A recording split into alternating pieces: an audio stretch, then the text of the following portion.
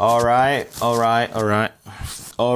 Hey guys, how are you? Welcome back to the channel. In this video, I want to share 4 tips for hi-hats which can help you to make your hi-hat patterns more organic, groovier, and take your drums to the next level. Let's get it started.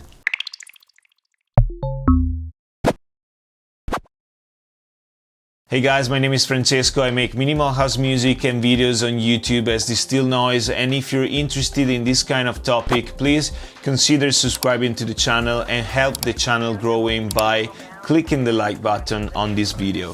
For those who have been following me for a while, I have a big news. My track Bianca Neve is finally out on this VA on Inside Music together with 4 amazing other producers. We have Randall M, Philip Lichblau, Philip Landsberg, and Horst Rebner. Sorry guys for my bad pronunciation of your names.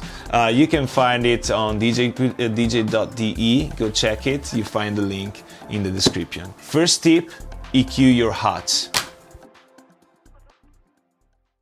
This first tip is very simple, but it's also very important if you want to get your mix right. When I bring inside my project a new hi-hat sample, the first thing that I do is trying to check that sample, to listen to that sample at a very loud, but at a quite loud volume. When you push the volume, which is the case of when the track is played in a club, if the hi-hats are a bit too harsh, this is going to, annoy you and annoy your ears. And so first check is that. So for example, here I have this 808 hi-hat. Usually 808 hats are bright, a bit too bright. So let's check it out. I push the volume a bit on my monitors, and I can hear it hits quite loud on those super high frequencies. So the first thing that I do, I switch on the filter on the simpler and I take it down just a little bit,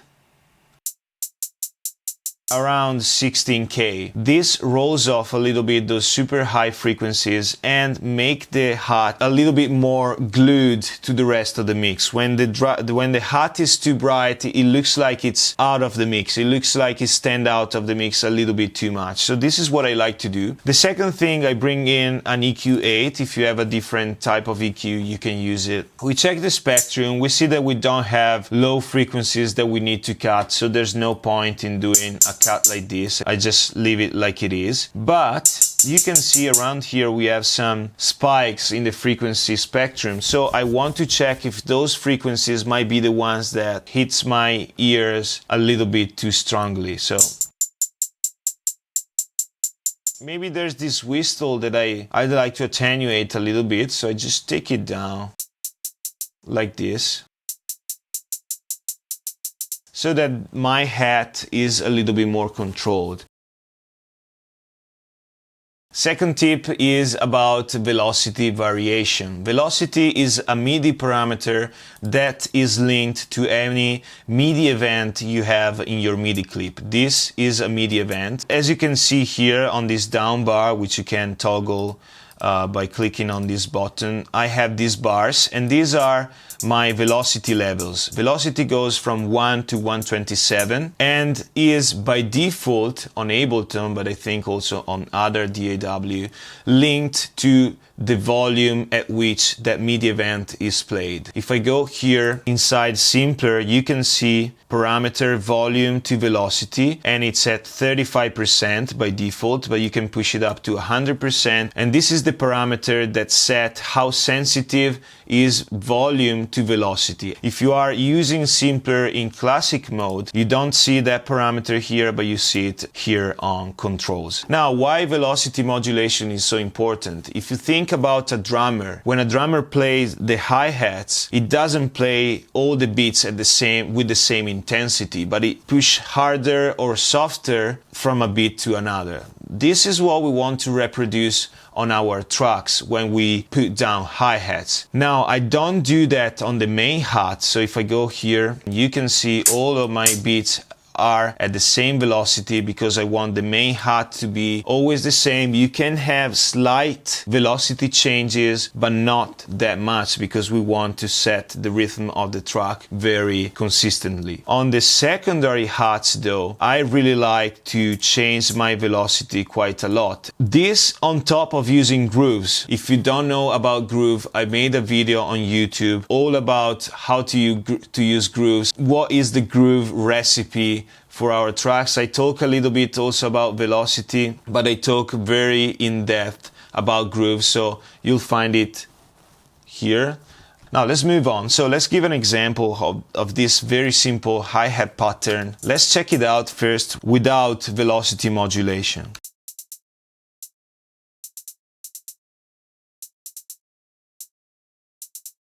Kind of sound not organic at all. So what I do usually is just trying to change the velocity a little bit from a beat to another. So I take this down, maybe this a bit up, and then go down. So you can see here on the graph how the velocities are different from a beat to another. So let's see before and after.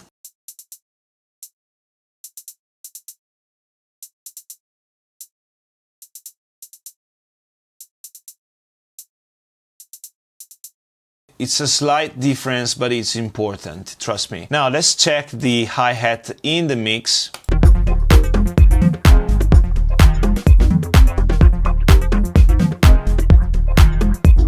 This is a secondary hat, it's not my main hat, but check how it gives something more to the track. The volume is not that high. Consider that the secondary hat, and this can be considered another tip, but the secondary hat, I want them to be way quieter than the main hat because they are more there for the groove, for the accents. On top of this, once you set this velocity modulation manually, you can add a little bit of randomness by using this MIDI effect. You go here on velocity, MIDI effects, presets, add some random, and you bring it inside your MIDI clip. This will randomize a little bit the velocity of the pattern. Consider taking down the randomness so there's not this big dynamics in the velocity variation. This adds a little bit of that organic random effect that we all like in our tracks. Before moving to the next tip, if you're interested in learning 4 more advanced tips for hi-hats, you can join us on Patreon. I just shared an exclusive video on there. If you're interested in video content, the tier to start from is called Enter the Club, which also includes access to our very active Discord community, but you can get more with the higher tiers, or you can just get downloadable content with the lower tiers. Please read carefully the tiers description to learn what's included in each one. Third tip is also about modulating the sound, but in this case we are modulating the release time of the hi-hat. So in this case we are working on a longer type of hi-hat, so an open hat in general. I have this sample here, which if we hear as a one shot, it's kind of long, so it's a sort of open 808 hat. I put it in classic mode so that I can control the release time. I can have it short or longer. So I put down here a little pattern. Of course, if you increase the length of the MIDI event, the length of the hat will be bigger, okay? In this case, I use all of the MIDI event of the same length, but I want to modulate the release time in order to achieve a longer or shorter time. So if I put it like this will be long. If I put it like this will be super short. And at this point, I just want to look for a LFO, and now we want to modulate the release time. I want to make it very subtle, so I take down the depth, and very slow. This is probably still too fast modulation, so let's put it even slower.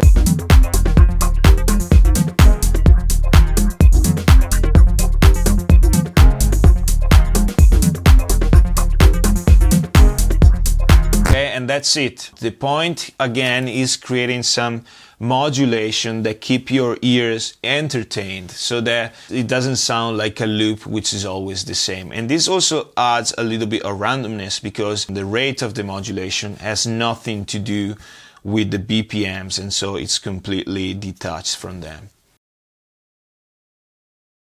Last tip for this video is about using different samples. The way you create this organic and rolling effect on your hi-hats is by creating little pieces of the puzzle with different samples. And this is what we were already doing here, because if you see, we have this 808 hat here, then we added another 808 hat on top of this.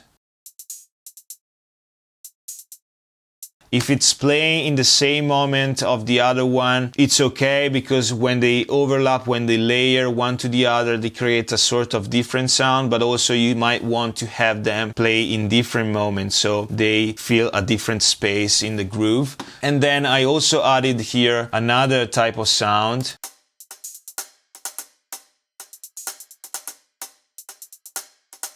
If you consider having all of these hits in different positions created with the same sample, it would sound way less organic, way less natural, way less groovy. If we check in the mix all together, so let's start without anything playing.